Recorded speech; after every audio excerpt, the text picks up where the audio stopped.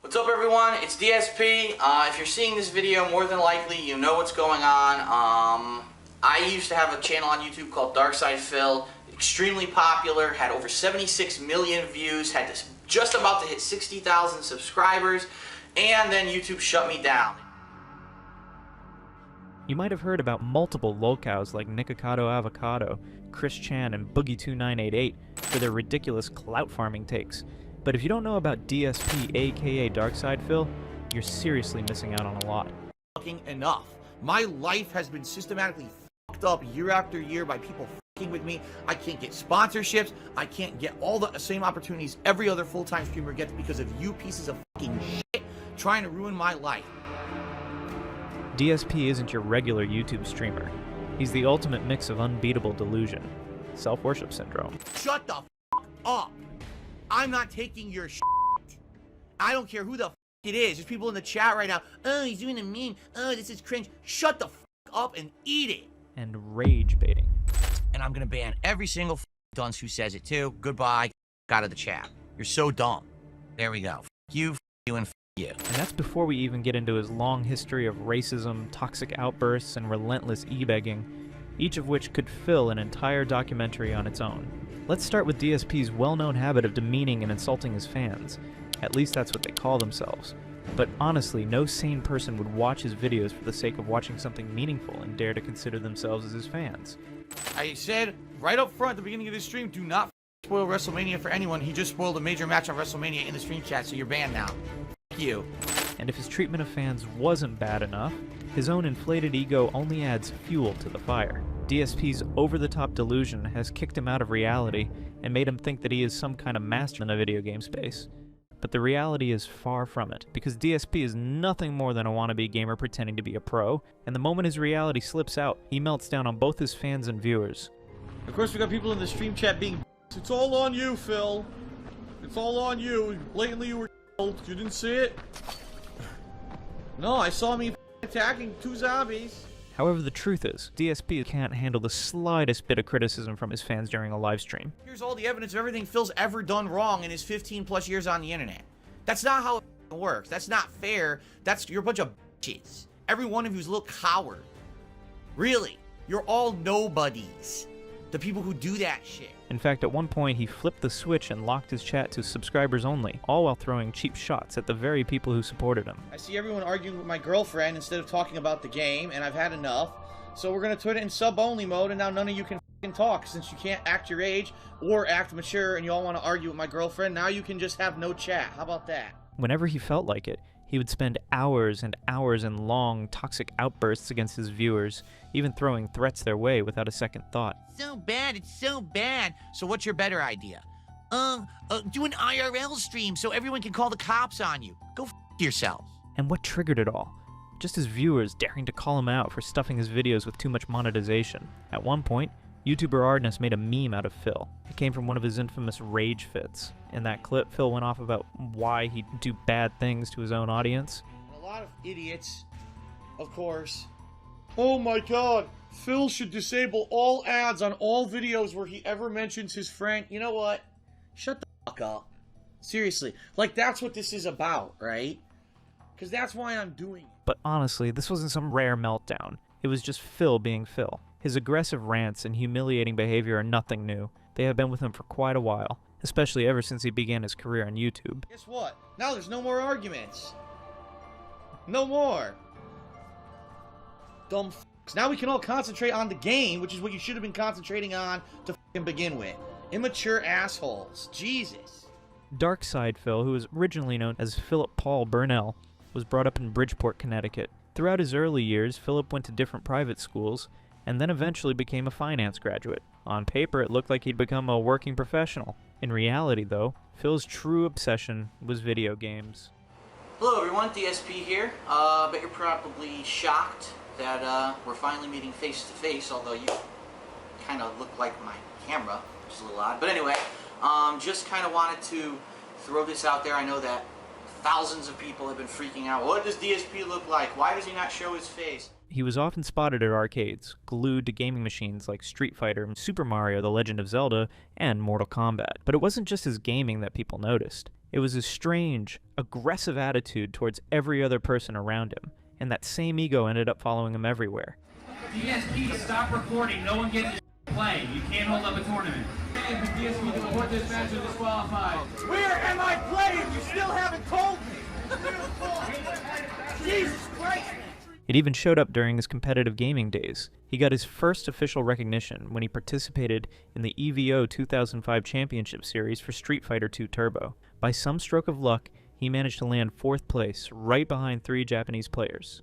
For Philip, this was like climbing Mount Everest. He was over the moon, convinced he had proven himself as the best American Street Fighter player. But outside his little bubble, not everyone was impressed. In fact, plenty of people saw it for what it really was. Phil barely scraping by and riding an ego trip off a single performance. And that, too, for the right reasons. The version of Street Fighter used in EVO 2005 was highly problematic, to say the least. It had some inaccuracies and gameplay quirks, making it a bug-ridden flop version, and perhaps an easy way to secure a winning place. Third Strike, or Street Fighter 3 Third Strike, had several different differences from the arcade version that a lot of people eventually forgot about because everyone just got used to the console versions and played that.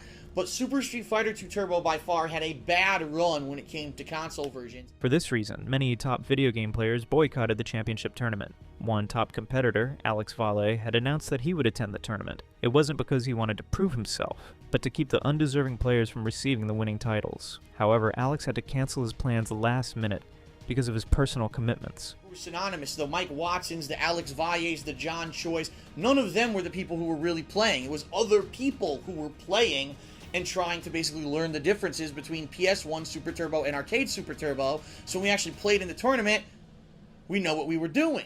And when Phillips tried to soak up the glory from his 4th place finish, the critics weren't buying it. Instead of taking the feedback, Phil did what Phil does best. He snapped. He lashed out at anyone questioning him, bragging about his talent long after the event was over. I mean, the whole internet beef with the whole ST thing, man. I mean, we've already talked about it. I mean, it's amazing. I mean, how about you let these people know the real Phil, the real reason for the hate.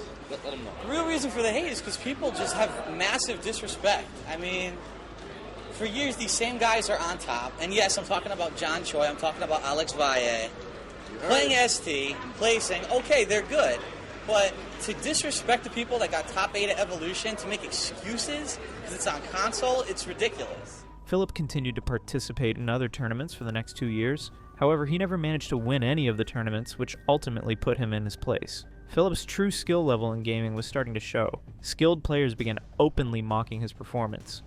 You got some idiot named DSP who's a total piece of shit, by the way. I like to get that on YouTube. But this guy thought he was hot shit because he beat me and Choi in a game that was like, it's like a Neo Geo conversion of Street Fighter or some crap, dude. And this way, Philip officially backed off from participating in any other gaming tournaments. Instead, his focus shifted to something else. It was around the same time that he had turned towards YouTube as a way to display his gameplay to others. In 2007, many video game players began uploading their gaming videos on YouTube with their commentary in the background. They named these videos Let's Play. Philip was one of them. He launched his channel under the name DarkSydePhil. His videos were nothing fancy, just raw clips of him playing and talking over the gameplay. Although his skills were pretty unprofessional, his loud commentary and game choices drew in a decent following, but not everyone was impressed. Plenty of people were put off by his aggressive tone, unfiltered rants, and blunt attitude. How do you like the beatdown, my friend? Yes, my friend. You will take the beatdown, my friend. This is where he self-proclaimed the title of King of Hate. It was largely because he claimed that his trolls were often chasing him with hate and criticism, and for him, this was the perfect opportunity to use that hate to fuel himself. He posed himself as someone who takes all the hate and keeps going. Though in reality, Philip has a thin skin and is unable to accept that his own personality is the reason he gets so much hate. Though the real issue is his ability to perceive everything, including subtle constructive criticism, as a personal attack on his self-proclaimed superiority. If someone, even a fan, shared a suggestion on how to make his content better, he would lose it. He'd call them a jealous hater, or as he loves to say, a detractor. And in the worst case scenario, he would throw them on his block list. They're so angry that they can't do that in their life, but I've been able to, that's become their vendetta. And you're absolutely right. It's so dumb. I'm a guy on the internet playing video games. That's what I've been since 2008. It's not like I changed overnight, but I was popular at one point, and all of a sudden I'm the guy that everyone likes to rag on But why is it really? And that's what it is when I reached that peak of popularity, that was it. It was everyone turned on me because how dare this guy do things differently? But that's hardly the worst part. Phillip actually believed he deserved the same level of fame as PewDiePie, but the man flat out refused to improve his content. No editing, no effort, no creativity, just the same old raw clips. It's like he thought success was owed to him just for showing up. The level of delusion here is unreal, like he had zero self-awareness about why people weren't sticking around. Understand that this is going to be some of my fans, okay? I fully understand that. You need to understand if you did that, you are an idiot, okay? You are actually dumb. And I don't know how else to plainly say it. I'm not trying to insult you. I'm trying to actually explain to you how stupid you are so that you'll realize it. Right up front, when I started with Assassin's Creed 3 in the first video, the first thing I said was, we didn't plan on this. At the time, Phillip worked at a helicopter support company, but he lost that job, which he blames on downsizing or restructuring. After that, he turned to YouTube full-time. He began uploading all kinds of game videos every single day. His channel pulled in tens of thousands of views, which was a big deal back then. But instead of improving his content, Phillip chose to spam his channel. He wouldn't post one polished 30-minute video. Instead, he would chop it into a dozen 10-minute clips. This would flood people's feeds. For him, it was always about quantity over quality. And if it were a fighting game playthrough, the clips would be even shorter, just 3 to 5 minutes long. That only depended on whether Phillip managed to make it to the third round. Instead of editing the matches together into one proper video, he would upload every single match separately. The goal was clear: make money, not good content. Viewers had to sit through every pointless moment, like when Phillip died in the game or had to backtrack. He didn't care that his audience was suffering through all of it. God damn it. But the real kicker is still to come. Most of Phillip's playthroughs were blind runs. This meant that he had absolutely no clue what he was doing in the game. Yet he kept recording anyway. He didn't bother to learn the mechanics, the story, or at the very least the basics. He just jumped in, pressed buttons, and posted it all online. All for the sake of becoming the first YouTuber to upload a playthrough of a newly released game. Phillip had a very unusual approach to YouTube. He would upload dozens of videos every single day. Because of this, his videos started getting hundreds of thousands of views. The reason was simple. Whenever someone searched for a game on YouTube, multiple videos from Phillip's channel would pop up. This pushed people directly onto his channel. That strategy became the main reason he quickly gained 6-digit subscribers. On the side, Phillip also made extra money from his Teespring shop and Patreon account. Phillip's earliest career moments weren't easy to say the least. Apart from detractors, Phillip had one dreadful enemy: copyright. At the time, it was fairly easy for anyone to flag your content for copyright issues, even if there was no such thing. If your channel gets 3 different copyright strikes, your channel will be shut down immediately with no explanation, particularly the case with some newly released games. They would be followed closely, so the copyright holder could easily flag them. The same kind of deal happened with Phillip in early 2010, and his gaming channel nearly came crashing down. Ubisoft saw that Phillip had uploaded footage from their game Splinter Cell Conviction. They filed a complaint with YouTube, saying it violated copyright. YouTube didn't waste any time. They shut down his channel completely, afraid that Ubisoft might take serious action against them. Phillip and his fans complained about it to Ubisoft, and that was when the truth came out. Ubisoft shared their statement on their forums, confirming that they never sent any complaint against DarkSydePhil. When YouTube did the verification process on the complainant, they discovered that the person behind it wasn't connected with Ubisoft in any way. Instead, it was a troll who created a fake account pretending to be Ubisoft management, hoping to get his channel down. As a result, Phillip's channel was reinstated. But from that moment on, Phillip became highly cautious. He didn't want to lose his only source of income and popularity, though it was mostly his detractors. He came up with 2 different options to avoid this issue altogether. First, he started giving his gaming videos the most random and irrelevant titles. For example, he once titled a LA Noire video, with guns for LA. Obviously, no one searching the game would ever find that. Other times, he would just make a whole new YouTube channel for every new game he played. Yeah, it's already installed, too. Wow, that's sweet. It actually installed the pack for me. That's pretty cool. During the same era, he created a YouTube channel named Red Dead DSP for Red Dead Redemption. At the time, Rockstar Games was infamous for issuing aggressive copyright claims over channels for using its games in walkthroughs and Let's Plays. As if that wasn't enough bad luck, Phillip's Red Dead DSP channel eventually got hacked by random soccer livestreamers. Result: YouTube shut it down entirely. But that didn't stop Phillip. He even launched another side channel, DSP Street Fighter, dedicated to fighting games.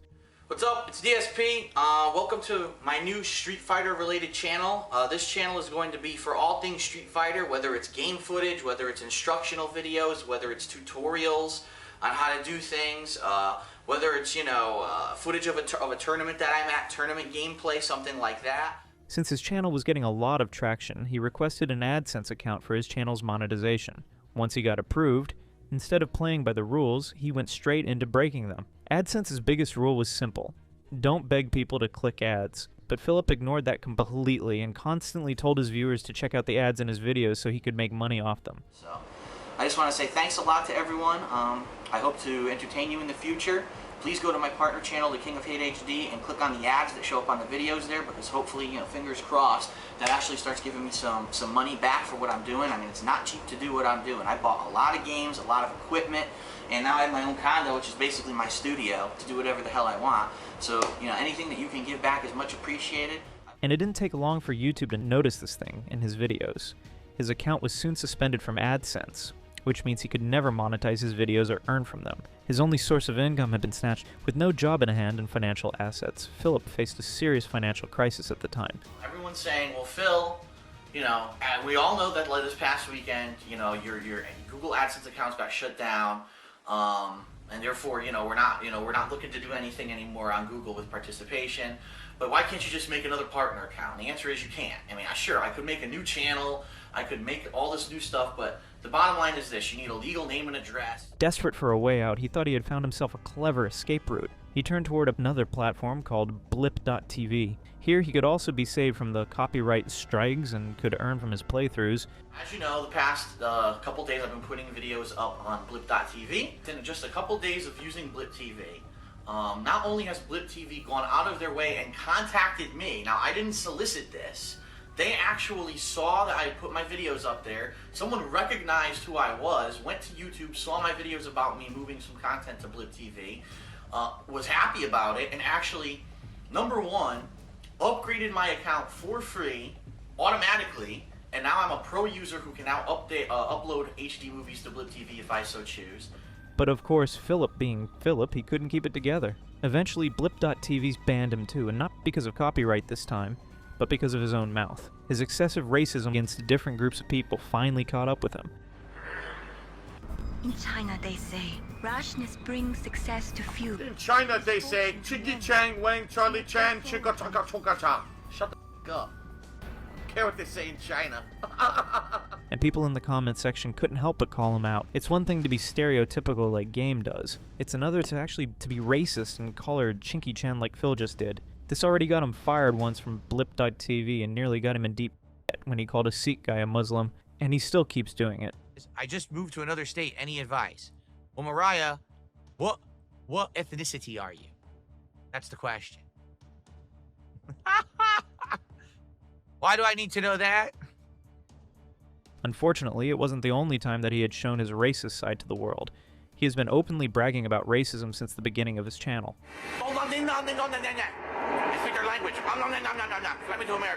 In one of his playthroughs, Philip ironically claimed that he hated real racism, while justifying that his racist jokes were okay.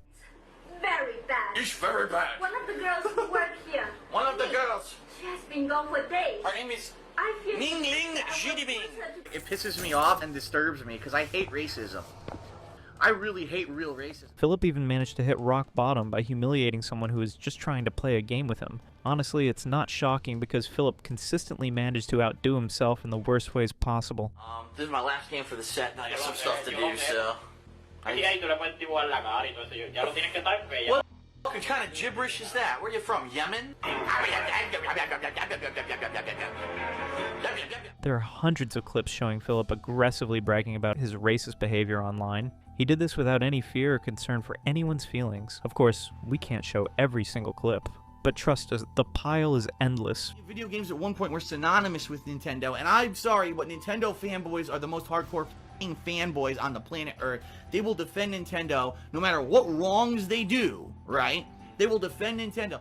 Philip's general target of racism is Asian, and most commonly people from China, but he also doesn't spare African American people from his deranged mentality. I still can't steal from this vending machine.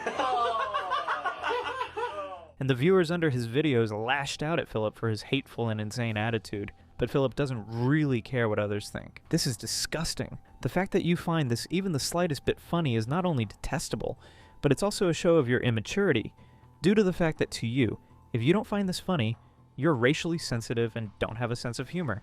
That's simply bullshit. I've never been subscribed to you, and because of this, I will never subscribe to you. Thanks for sharing your humor with everyone. Now grow some f***ing respect. DSP sounds like high school all over again. Racist, idiotic, loud, annoying. As a Chinese man, I've never wanted to kick someone in the balls so hard before this video. And then he had the audacity to claim that he had never been a racist in his whole life. Particularly hate about me, whether I said that I hated Minecraft years ago or I made a supposedly racist comment even though I've never done anything racist in my entire life. But instead of owning up to it, he pulled one of the most ridiculous moves ever. He made a video explaining why he's allowed to make racist jokes, but if people mock him for his gout, suddenly that's crossing the line. The hypocrisy is so loud it's almost funny. Almost. And it wasn't just Blip.tv that had enough of Phillip, Twitch did too. He didn't just get banned once or twice. It happened over and over again. Clearly, platforms are catching on to the kind of person he really is.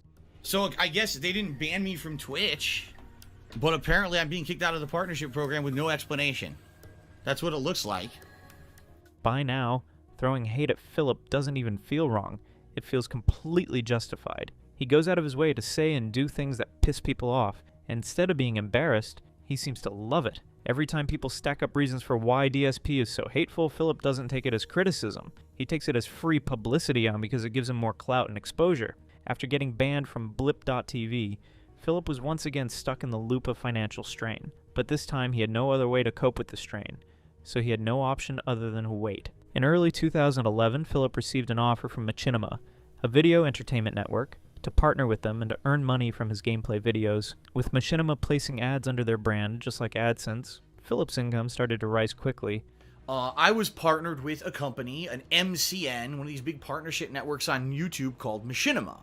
And I partnered with Machinima way back when, in early 2011. This was at a time when very few YouTubers were monetizing gameplay videos. In fact, at that time, it was a very tumultuous time where the gaming videos on YouTube were very popular. His income had begun flourishing to the point that he decided to extend his presence further on YouTube. In 2010, he launched a new channel named DSP Gaming. There, he would upload his game playthroughs and post livestream archives. For 6 years, and it's funny because when I partnered with Machinima back in 2011, they were actually known as one of the major heavy-hitting partnership companies on YouTube. They were one of those pioneering companies that allowed gamers for the first time to put advertisements on their video gameplay and make money doing it. So they were huge. His rising fame boosted his visibility and confidence on YouTube. Naturally, this also brought out his hostile side in gameplay. During online competitions, Phillip would often lash at his opponents in the game, adding another item to the list of why a DSP is so hateful. No, he's a button pusher. He only knows how to do lag pattern. Is he still located in syde? Otherwise, so once I neutralized that and didn't let me cut in, he couldn't do anything. Whenever he played a game against someone online, his behavior followed the same pattern. Win or lose, he couldn't resist berating his opponents. If he won, he would flaunt what many called his empty talent. But if he lost, the rage would take over. He'd lash out and accuse his opponent of using some secret trick that supposedly explained their victory.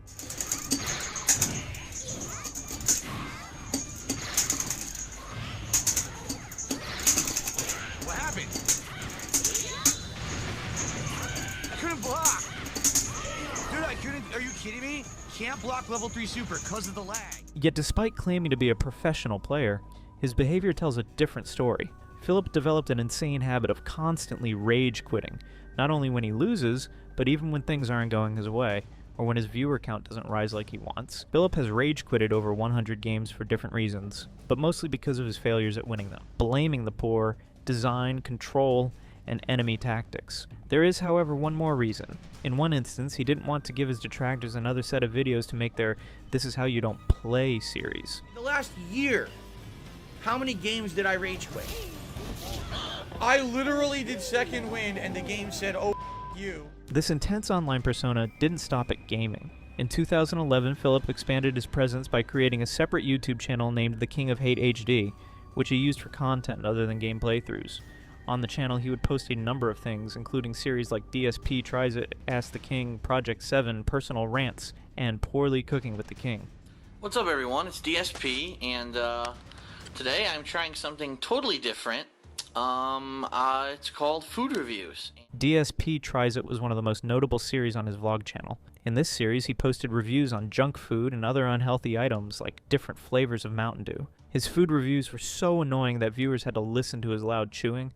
On top of that, they had to put up with his unnecessary comments about the food. The very first episode of DSP Tries It came in October 2010, when Philip reviewed Burger King's ciabatta sandwich. Since this was during the period he still had his AdSense account, he was making decent money just by sitting in front of a camera and eating fast food. The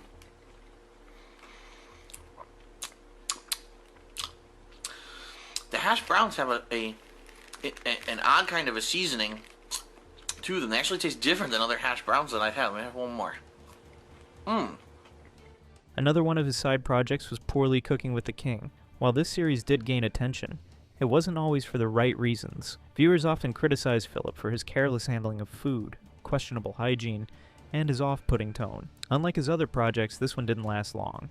It ran for only 9 episodes. The first episode showed him attempting to make a bacon, egg, and cheese sandwich. I'm going to whip up a couple of express mode bacon, egg, and cheese sandwiches, which include 6 pieces of white bread, bacon, obviously. This is hardwood smoked bacon. Eggs, these are jumbo-sized white eggs. And in the same first episode, Philip messed up big time. After cooking bacon in the fry pan, he discarded the leftover burning hot oil in his toilet. The most common thing that people do, I'm going to be honest with you, they either pour it down their kitchen sink, which is a bad move because the kitchen sink clogs all the time, or the other thing that I see people do, which I'm going to do because unfortunately there's nothing else I could do with this, this is going to go down the pooper. So, yeah. The viewers under the video shared their opinions. One of them commented, "Barefoot. Walks into bathroom to pour grease down toilet, walks back into kitchen, drops bread on floor with bathroom foot residue, eats floor bread." His other series, Project 7, featured his 2 friends, John Rambo and Howard. This series leaned heavily on action, comedy, and gaming parodies. While some viewers found it a little cringeworthy, many considered it a decent start. It was made on the suggestions given by Machinima and Philip's fans, and he really wanted to pull something out of the ordinary for his audience. Philip also reportedly put a lot of effort into those videos, which of course turned out good for his channel. Honestly, this was one of the best positive things that's happened to Philip's career down the road. Man, I can't believe I'm still playing this shitty game after all of this time. That's right, DSP. I've trapped you here, and you'll be playing that shitty game forever. This series was short-lived as well, but it was shorter than Poorly Cooking with the King. It had only 4 episodes, although Philip had shown trailers teasing more episodes, but those episodes never made it to the platform. No time? Took you 2 damn years to get here, and now we're out of time. John, pull the rope. What'd you get me into here? Rambo, what are you doing up there? Pull us out. What do I pay you for? Oh crap, I gotta go.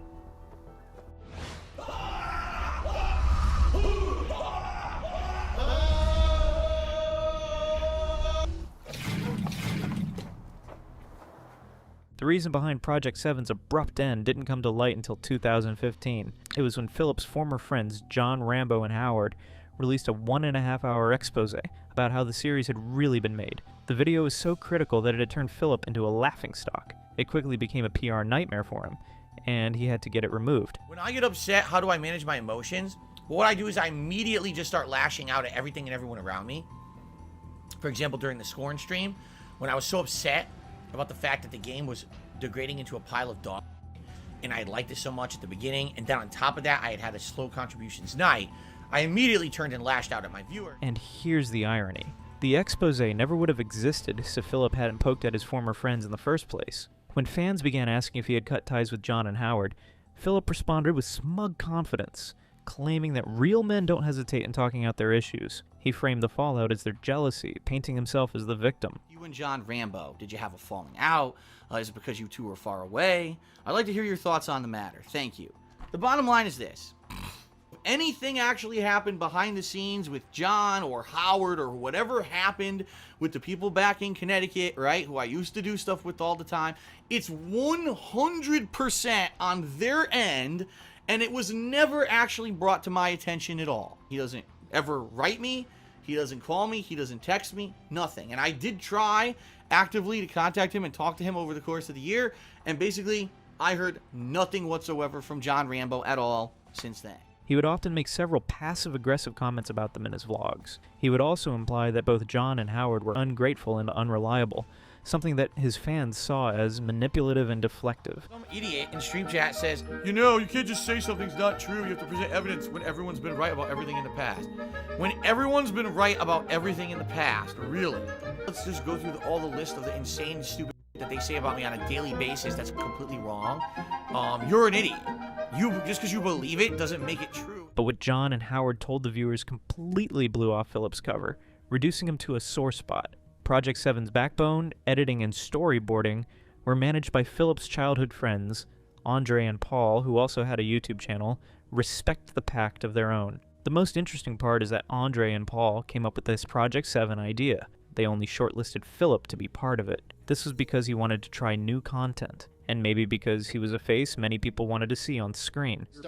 Started to fall apart, and what was basically happening was these guys were working 50, 60 hours a week on getting this edited to try to pump it out with these unrealistic timelines. So naturally what's going to happen is people are just going to get burnt out, which ended up happening. Couple that with the fact, and again, we don't want to talk too much about it, but couple that with the fact with money. You know, these guys are putting all this time and effort into it, and what do they get? Gugats. That's what they got. At first, it seemed to them that Phillip was coming from a genuine place, but it was never like that. Phillip had always lied to everyone on the set of Project 7, disregarding everyone's personal struggles. The editing work was, of course, quite time-consuming and demanded effort, especially given that Andre was about to become a dad at the time. John suggested that Phillip should compensate Andre and Paul for their hard work. Phillip, in response, said he had already offered them money, but both of them rejected his offer. This was the worst lie that he told him, and it caught up with him soon enough. John asked Paul and Andre if Phillip had offered them compensation. It turned out he hadn't. Phillip only wanted to keep the earnings from Project 7 to himself, exploiting his friends. They feel like they're not getting anything back.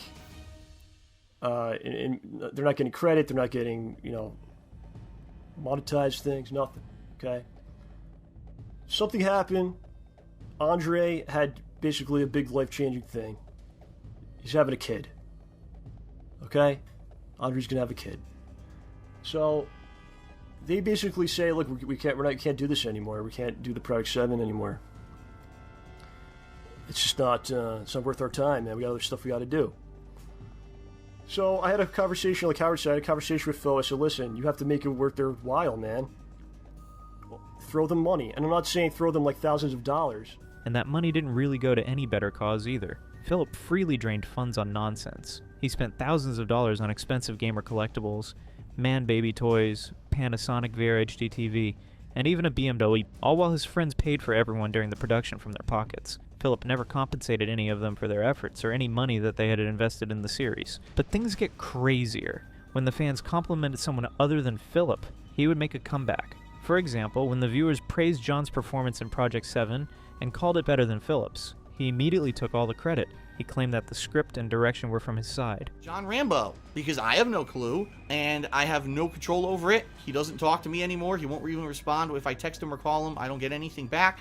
So from my situation, from my perspective, it's not even a relationship anymore. It's over, and it's 100% on him because I had nothing to do with it. Unfortunately, that wasn't true. When John confronted Phillip about his lies, he apologized to him. However, John could see that Phillip never meant it. Throughout their entire friendship, Phillip had this recurring behavioral pattern. He would lie or mess up, only apologize once he was caught, and then repeat the behavior all over again. Eventually, John and Howard reached their breaking point. After years of putting up with Phillip's poor attitude and constant mistreatment, they realized he would never change or treat them with the same respect they had given him. That was when they finally cut ties with him for good. Why he's even texting. And it's not even coherent. So you start wondering if the guy was, like, if he's been drinking and texting. Yeah, it's weird. It's really weird. So basically I call John up, and John, you know, John goes, yeah, he's texting me. It's really weird, and he keeps texting me, and I'm not responding back, and, you know, and like, when he texts, like, he's sending these messages, like, he does feel sorry on one end, but and then he says something that, like, later that contradicts it completely. Then in 2020, Phillip finally made a comeback video addressing the fans' questions about Project 7's fallout. He claimed that he couldn't pay any of his friends because the revenue from Project 7 was already dropping, while the probability of it being true is less. Even if it were true, he could have been upfront with his friends back then. Instead, he kept them in the dark for nearly a decade. By now, you've probably assumed what DSP is really like. Whether it's with his friends or his fans, the pattern remains the same. And true to form, his other moments follow the same pattern. During 2011 and 2012, Phillip launched what he called a giveaway session for his viewers. In the videos, he advertised and showed game-related items like collector's editions, autograph boxes, and rare merchandise. And welcome to the Hardcore Gaming Season giveaway of 2013. Alright, the very first item I'm giving away is Deus Ex Human Revolution's Collector's Edition content. So let me show you what exactly that is. This is Deus Ex Human Revolution Collector's Edition. Comes with this very nifty collector's box. But in reality, it was an illusion created by DSP, and his fans fell for it. In one of the many giveaways, Phillip sent out empty game boxes to his fans with no game-related items. When confronted about this, Phillip shamelessly doubled down. He argued that since the boxes were autographed by him, they already held enough value. And because the giveaways were completely free, his fans should simply be grateful for whatever they got. Also, I answered a question at length about whether or not back in the day, I actually used to give out empty boxes as rewards for contests. I am just learning of you from documentaries, so many questions. Please explain empty game boxes as prizes. Yes. Around the same time, another major chapter in DSP's life began. Phillip began taking an interest in one of the female gamers named Leanna Hangin, aka Panda Lee, in the YouTube gaming space. She was introduced to him through an online gaming session, and it didn't take long for them to start dating. Welcome to the Week 3 drawing and the Week 2 announcement of the winner for the Hardcore Gaming Season giveaway of 2013. And if it is it's your fault. It's my fault. She soon moved in with Phillip in Washington in May 2014, and just like that, Leanna became his full-time girlfriend. At first, the relationship blossomed and everything looked good, but it was soon revealed to Phillip's audience that Leanna was no better than an opportunist. Leanna was a die-hard fan of The Sims, the game she would play all day long without getting bothered. What's going on? And then Sunday, unfortunately, all of our furniture, it's not unfortunately, fortunately, all of our furniture is being delivered, so a big chunk of Sunday, I'm going to be busy. So really, full-time streaming, if all goes according to plan, will begin on Monday. However, on Monday, our car is being delivered. But the worst thing about their relationship altogether was baffling. It was their age gap. Leanna was 18 at the time, while Phillip was 29, which is a staggering 11 years difference. This made his audience question the intentions of Phillip and if he was Phillip and Leanna had a father-daughter-like relationship on screen, perhaps due to their ridiculous age gap. Okay, so due to Leanna's hard work today downstairs, the living room went from a huge mess of bins to this. Ladies and gentlemen, it's our entire Blu-ray collection, alphabetized from start to finish. The viewers had noticed that there was barely any affection between the couple in the videos, especially in the family vlogs. The ironic twist was that the couple would be spending their time at places where a parent would take their child, such as a zoo. Phillip's viewers also noticed that Leanna was way more obnoxious than Phillip himself. His playthroughs were already annoying enough for the viewers, but with his girlfriend inside them, they became way worse. During the playthroughs, Leanna would constantly yap, whine, and at times get into arguments with Phillip, all during the game. If that wasn't enough, Phillip also let Leanna moderate his Twitch chat. I can't afford anything. I can get the ugly shotgun. Yeah, you can afford it. It says everything's locked for me. Yeah, but you can actually... See if you can watch even a few seconds of this shit without cringing at that noise. They don't have any chemistry together whatsoever. It was the same time when his videos stopped attracting views and began experiencing a downward spiral. Many of his most loyal fans pointed out what they believed to be the root cause. his girlfriend's constant presence in the background. They felt her interruptions ruined the flow of his playthroughs, and some even urged Philip to keep her out of his content altogether. What are you guys doing? Like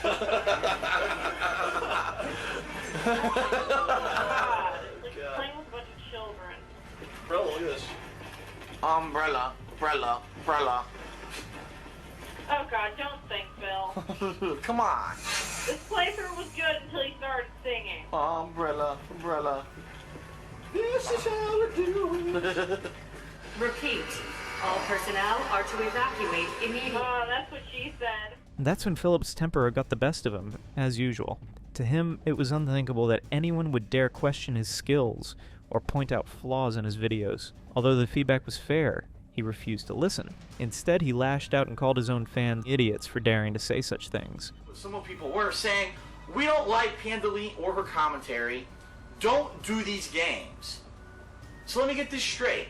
In a choice between having an Assassin's Creed 3 playthrough, having WWE 13 Attitude Era playthrough, with Panda Lee commentary and mine, or not ever doing the games ever, you would choose not ever doing the games ever. Well, guess what? You're a f***ing idiot if that's what you said. You sent me comments like that.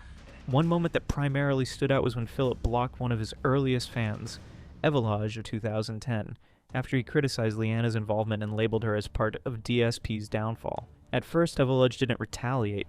He simply moved on, but the situation escalated when DSP later boasted about his Metal Gear Solid 2 playthrough, claiming it had received overwhelming praise from his audience. Evelage 2010, in response, made a video named "This is How You Don't Play MSG2." This video was all about the comments posted by Philip's own fans, pointing out his mistakes and suggesting how he could do it better.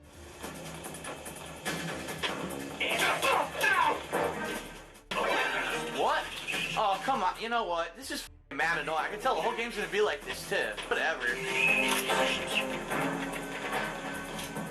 And what started as a single video soon grew into something much larger. He went above and beyond, turning Metal Gear Solid 2 into a full series of This Is How You Don't Play. The format quickly spread to Philip's other playthroughs as well. Thousands of viewers watched many of them, likely detractors who enjoyed seeing his mistakes highlighted in such a brutal fashion. Soon enough, other creators began making similar How You Don't Play series on different games. They attracted the same amount of views, sometimes even more. The videos of How You Don't Play series would show Philip's terrible gameplay, awful commentary, racism, obnoxious burping, coupled with a continuous blame game. Philip wouldn't dare spare the game itself and the developers from his rage, all because of his failure and poor style of playing. What? I was blocking.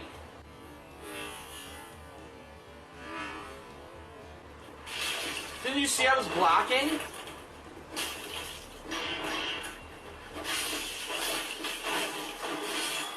Another thing people noticed about Philip's relationship with Leanna was how submissive he acted around her. Oh, I got a 20-bit cheer for Leanna being in here. Woo! And my stream just completely crashed again. Woo! I don't know what's going on with my Twitch. Viewers often pointed this out because it was the opposite of how rude and arrogant he usually behaved. It showed more clearly during his playthroughs with young women on screen.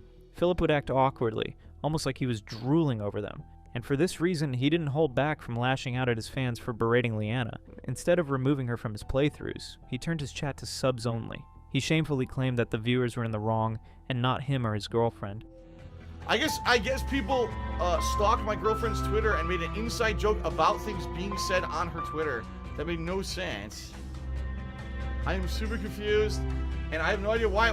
That's hilarious because that just shows how and stupid the people are. DSP also reportedly funded Leanna's soap or wax tar Etsy shop in 2015, which is now deleted. But that business never made any profit, and Leanna continued to live with him without doing anything to support him financially. But in November 2015, Leanna finally found a job at a local mall. This was likely after DSP pushed her to work because of his declining financial situation. His relationship took a turn in May 2017. During one of his live streams, Philip suddenly got a call from Leanna's workplace. She had suffered a panic attack and was taken to the hospital with paramedics. Philip quickly left and told his viewers that he had to attend a family emergency. Later, he uploaded a video explaining what had happened. But instead of focusing on Leanna's health, the video was mostly about him, how the situation affected him. A YouTube creator, L Crimson King, made a mocking video about the whole thing. So I go to the hospital, and I walk in to the front main area because I don't know where to go. I don't know if they brought her to emergency. I don't know if she's going to be admitted to the hospital. I don't know what's going on, how serious this whole situation is. I have no idea, okay? And just after a month, Philip announced that Leanna had broken up even before he visited the ER after her panic attack. He also claimed that she had moved out of his place. After their breakup, Leanna began staying low, completely away from the public's eyes. Her Twitter and Instagram pages were deleted. Her YouTube channel was also deleted in 2019, and she never made a new one. According to the detractors, Leanna was the kind of girlfriend who mostly thought about herself and how to improve her own life. She didn't really help Philip with house chores or support him in any meaningful way. Instead, she leaned on him completely, trying to live off whatever he provided. Some people on forums went as far as to call her a gold digger, saying she used Philip just to land a contract with Machinima. One could be forgiven for assuming that she originally tried to use Phill to gain popularity for her own gaming channel, which did actually receive a Machinima partnership. However, it was clear that she was just your standard gold digger who would leave Phill as soon as he can no longer support her. Until then, she remains Phil's. Well, at this point, I am tapped. I really don't have any money left. My finances are flexed out, and we're probably not going to be doing any kind of home improvements until I'd probably say until Christmas, because we do need a Christmas tree.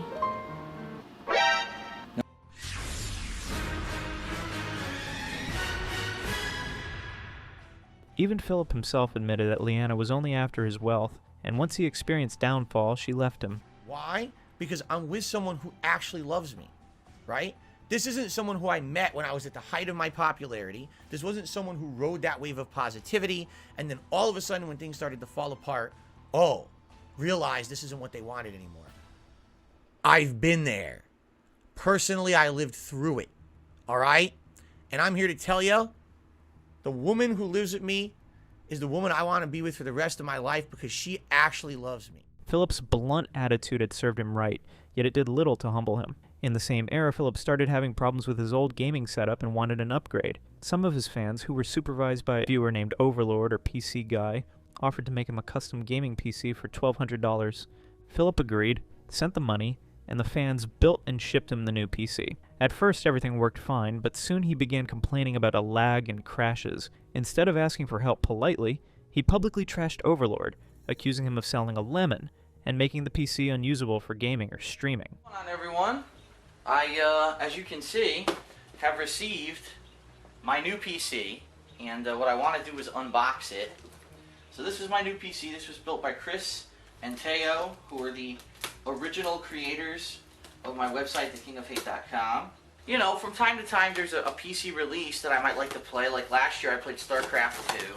The funny thing is, Philip had already approved the parts list before the PC was even built, so he knew exactly what was going into it. When the fans offered to help fix his PC, he straight up denied, and instead chose to whine and rant about it in his videos. He later spent around $3,000 on another PC, but soon reported the same performance issues and eventually abandoned it. Last motherboard was very expensive, but it has a good chipset and everything in it. What's inside of this box? Holy sh**. I don't know what any of this is. Look at this. I don't know what this is. And if it wasn't already controversial enough for him, Philip managed to land himself in one of his most infamous scandals. In 2016, he became the star of what's now remembered as his most humiliating moment. It happened during his so-called pre-stream segment before playing Uncharted 4. Philip forgot to turn off his webcam and ended up embarrassing himself. This incident further tarnished his name and channel, but this was only the beginning of his downfall. During the same year, Philip faced another setback. The contract on which his whole income was dependent had been terminated by Machinima. Late 2012, it was around, I believe, November, mid-November, late 2012. I got a call, not an email, not a text, a call from Machinima, something very important, we need to talk, okay? Called them up. Sorry, Phil, I know we already canceled that bonus initiative from earlier this year that we mentioned. Now we have to renegotiate your contract for less money. And I was like, well, what the hell? Philip or Machinima never explained why the contract ended, but anyone could tell that his channels were nosediving, views were shrinking, and the viral "This Is How You Don't Play" series from X-Fan Evil. AJ 2010 was shredding what little credibility he had left. On top of that, His constant racist outbursts and edgy rants probably made his content impossible for advertisers, and Machinima likely didn't want YouTube breathing down their necks. Now, the reason I'm making this video is because after a 6-year partnership with Machinima, it was just about 1 month ago that I basically severed my ties with the company, and yeah, there was some little red tape I had to jump through there. I had to wait for the contracts that I had for my 2 YouTube channels, DSP Gaming and also KoGaming. After his removal from their network, Philip began ranting about how Machinima had fooled him and never given him any importance. He also accused them of not supporting or promoting him, basically ignoring the fact that his downfall was entirely his own doing. Philip shared other issues as well, like when he wanted perks like free games and travel expenses. He was left unheard. Machinima never bothered to respond to his requests clearly as they were supposed to. In this video, and I know it's going to probably go long, I want to tell you about my experiences with Machinima over the years, alright? I can't disclose any specific contractual facts or figures. I can't tell you how much money I made with them or anything like that whatsoever. But I can speak in general terms, alright? I can't give you numbers, but I can tell you about maybe certain things they did over the years that kept me with them, weird things that happened behind the scenes with staffing. However, the real collapse started when Philip's money problems kicked in. Since Machinima had been his only paycheck, losing it left him completely broke. This subtly began his begging sessions, mentioning to his fans that he was in serious trouble and wanted their help in paying his bills. Because people like DSP Gaming, if you've never seen a DSP Gaming stream before, this guy is constantly begging for money.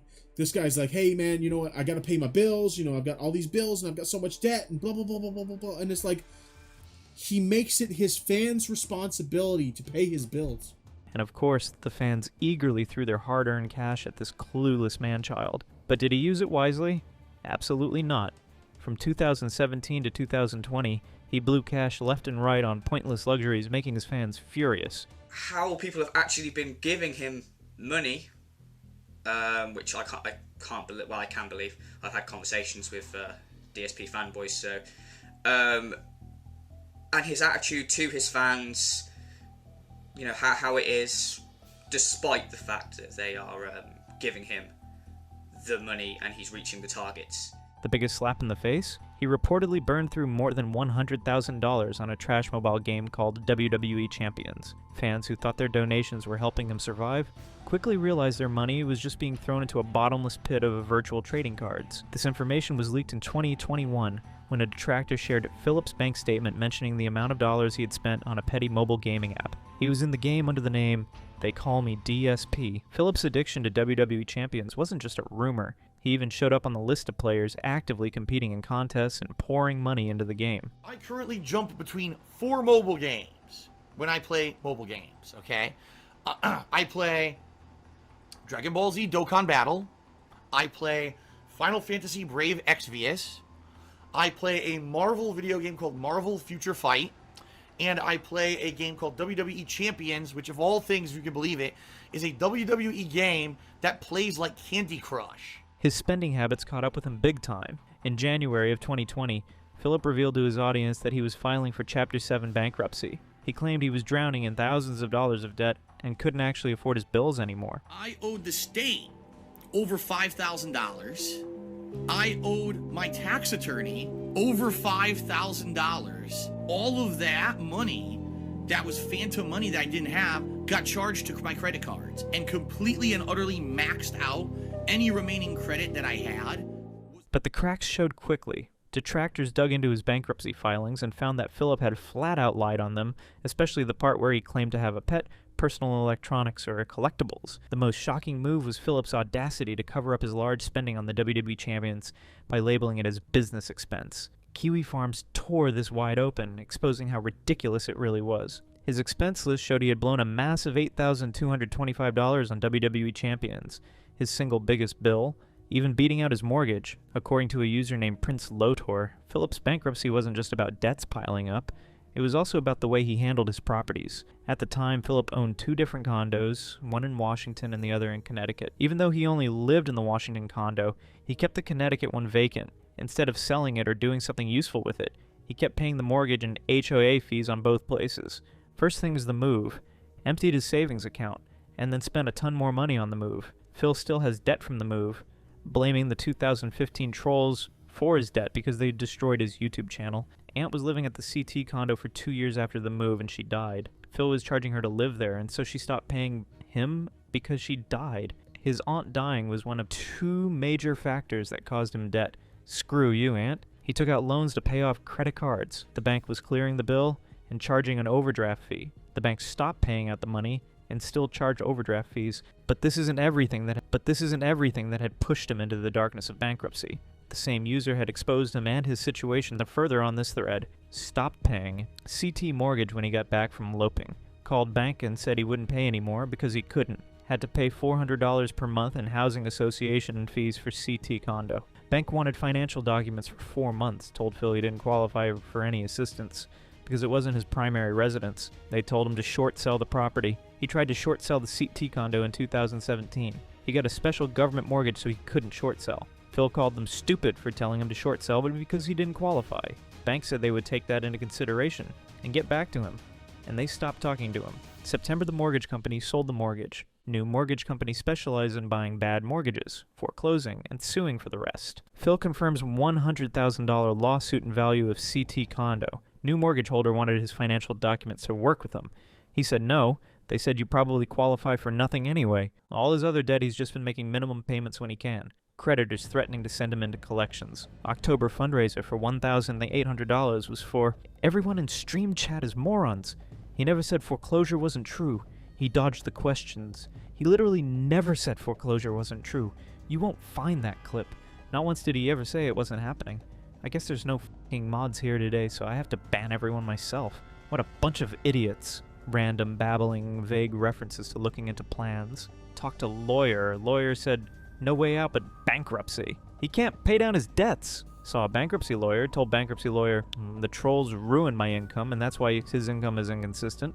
Bankruptcy lawyer said trolls are crazy and obsessed and will find public bankruptcy filings because they are idiots. In August of 2020, his filing was approved, and the majority of his debts were cleared even when he openly lied on the filing. But wiping away debt didn't mean wiping away his bad habits. With nothing in his bank account and no source of income, Philip made a U-turn towards another option, Twitch. While he had been on Twitch on and off, he shifted to this platform permanently after severe financial struggles in late 2016. If you're here to battle aliens in a dystopian version of Los Angeles, you probably will not enjoy this game, but welcome.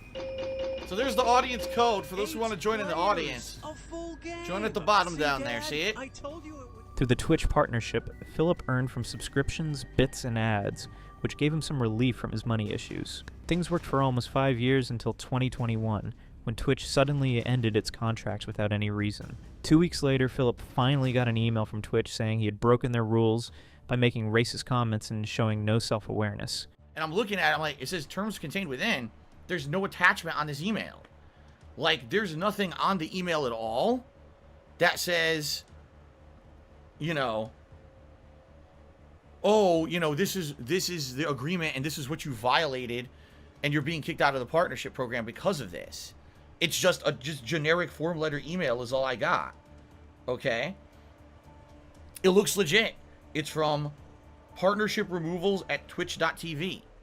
In a response video, Philip bluntly expressed his feelings about losing his partnership benefits, and as the viewers said, he didn't ask for an apology from Twitch. He demanded it. We have all been speculating and we have all been wondering what the hell is the real truth of the matter of what happened behind the scenes at Twitch that I lost my Twitch partnership after being a streamer on Twitch for 8 years and never ever during that time frame having an issue with my Twitch partnership. But this time he took a different route. He began what people call his begging phase, depending only on fans' donations. He supercharged his begging phase by threatening his fans that he would leave the platform altogether if they didn't help him through donations. Philip, without any shame, ranted about his situation and asked his followers they pay him through PayPal to support his live streams. He even had set a $200 goal for one live stream, and he would do 2 live streams in a day, aiming for $400 a day. But that's a big change.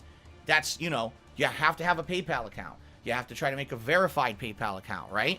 And you're going to have to tip me through there. That's the only way. It's unless, again, if you become an ongoing pledgee to my Patreon, that's kind of the same as subbing, you see? But outside of that, there's no other way that I can get any kind of support here through Twitch. They've shut it off, right?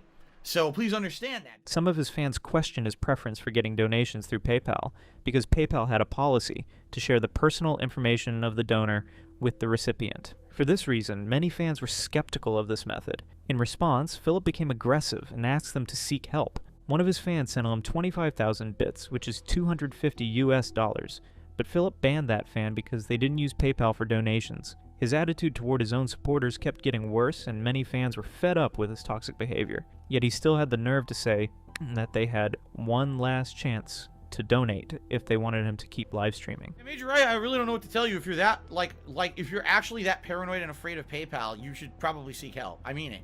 If you think that you putting your personal information into PayPal to send a tip to someone completely is going to give away all your personal information and basically ruin your life, I think you need help. I'm just being honest here.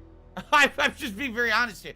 Even now, Philip's main income comes from his fans' donations. His channel, DSP Gaming, has around 200,000 subscribers and more than 67,000 videos.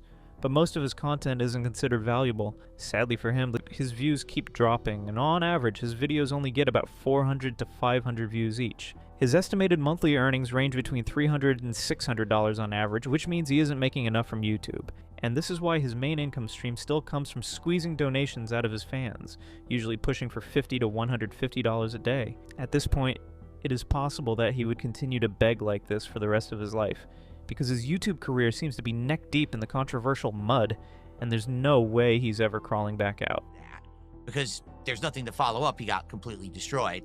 And now he does a $5 super chat and he says, heartbreaking. How are we ever going to hit the goal now? I'm sorry all your preparation for this didn't work out. No, it's heartbreaking that you sent me $10 to say two dumb things.